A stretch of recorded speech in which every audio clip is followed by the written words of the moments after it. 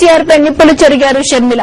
కేసీఆర్ సూర్యాపేటలో మాట్లాడిన ప్రతి మాటకు సమాధానం చెప్పారు. దిగజారి మాట్లాడవద్దని హితవు పలికారు. తెలంగాణ పేరుతో రాజకీయాలు చేయడం తప్ప గ్రామాలను ఏనాడైనా పట్టించుకున్నారా అని ప్రశ్నించారు.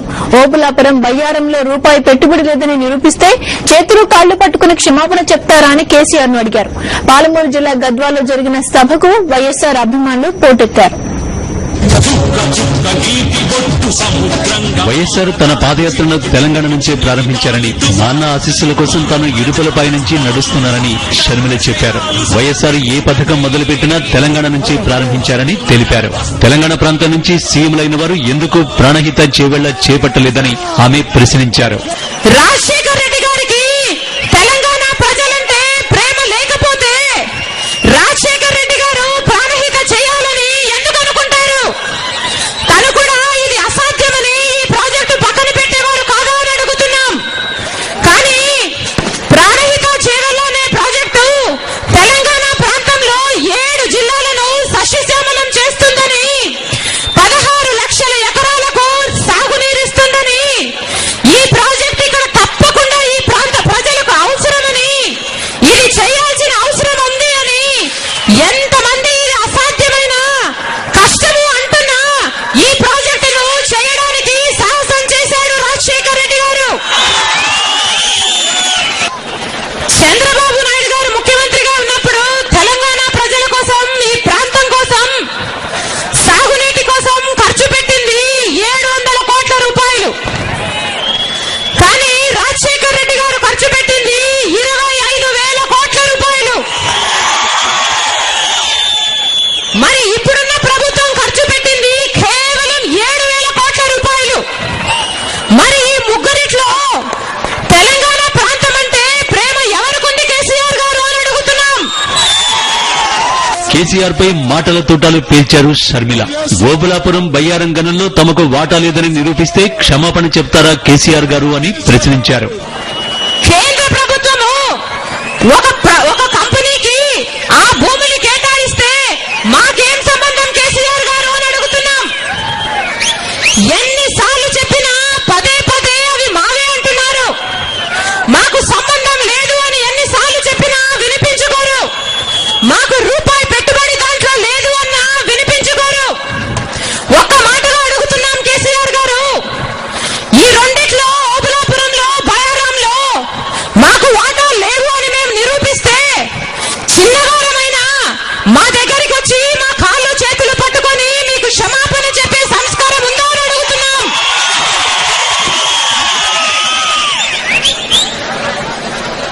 మీకు బిడ్డ ఉంది కేసీఆర్ గారు, మీ బిడ్డ మీద ఎవరైనా ఇట్లా అభాండాలు నిందలు వేస్తే మీరు ఊరుకుంటారా అని అడుగుతున్నాం. కేసీఆర్ ను విమర్శించినప్పుడల్లా సభ ప్రజల నినాదాలతో మారుమోగింది. జనరల్ బ్యూరో, సాక్షి న్యూస్, పాలమూరు జిల్లా.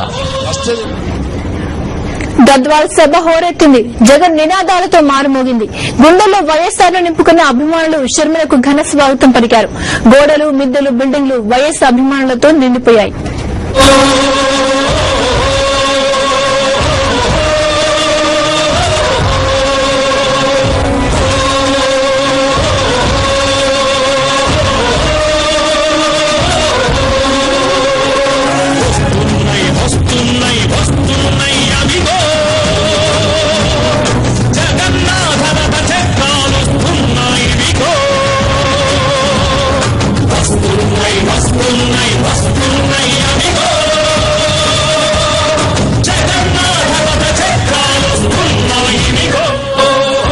మరో ప్రజా ప్రస్థానంలో జన ప్రభంజనాన్ని ఆపటం ఎవరి తరం కాదని వైఎస్సార్ కాంగ్రెస్ నేతలు చెప్పారు.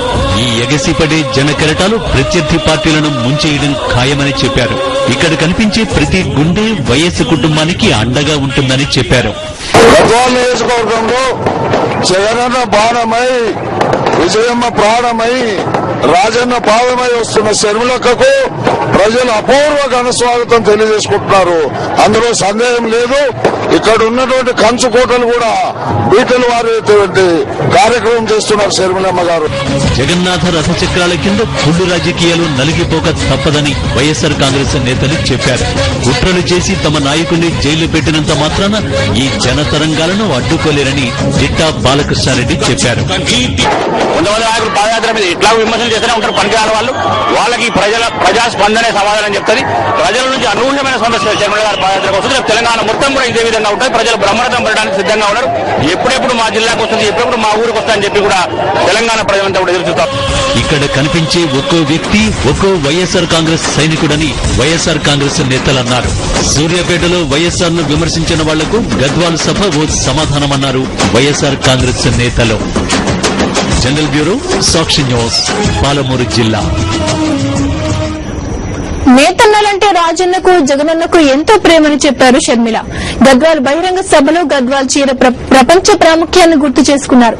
వైఎస్ఆర్ నేతన్నల కోసం ఎంతో చేశారని గుర్తు చేశారు.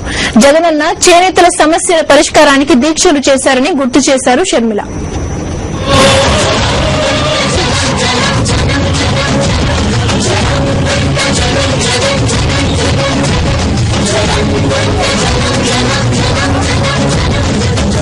చుక్క నీటి బొట్టు సముద్రంగా మారదా, చినికి చినికి చినికి గాలి తుఫాను చలవేగదా, అడుగు అడుగు కలుస్తుంటే భుజం భుజం కలుపుతుంటే తిరుగులేని జన సైన్యం మనమేరా.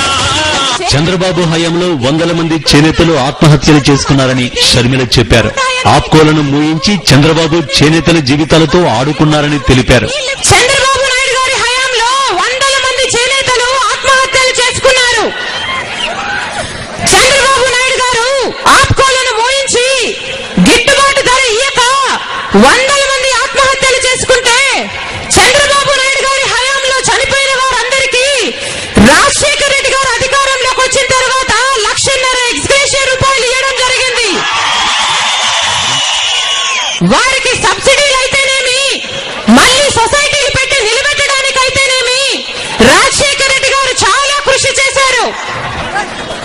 312 కోట్ల రూపాయలు చేనేతల రుణమాఫీ కోసమని రాజశేఖర రెడ్డి కేటాయించి వెళ్తే ఇప్పుడున్న సర్కారు ఇంతవరకు దాన్ని విడుదల చేయలేదు. జగనన్న అయితే చేనేతన్నల కోసం ఎన్నో రోజులు ఎన్నో ప్రాంతాల్లో దీక్షలు చేశారు. నిరాహార దీక్షలు చేసి వారి బ్రతుకులు బాగుపడాలని వారి కోసం పోరాడిన ఈ సర్కారుకు బుద్ధి రాలేదు. గద్వాల్ సభలో చేనేతల స్థితిగతులపై మాట్లాడటంతోనే షర్మిల సరిపెట్టలేదు. సభ అనంతరం ఓ చేనేత ఇల్లును సందర్శించారు. చీర నేశారు. జీవన స్థితిగతులను తెలుసుకున్నారు.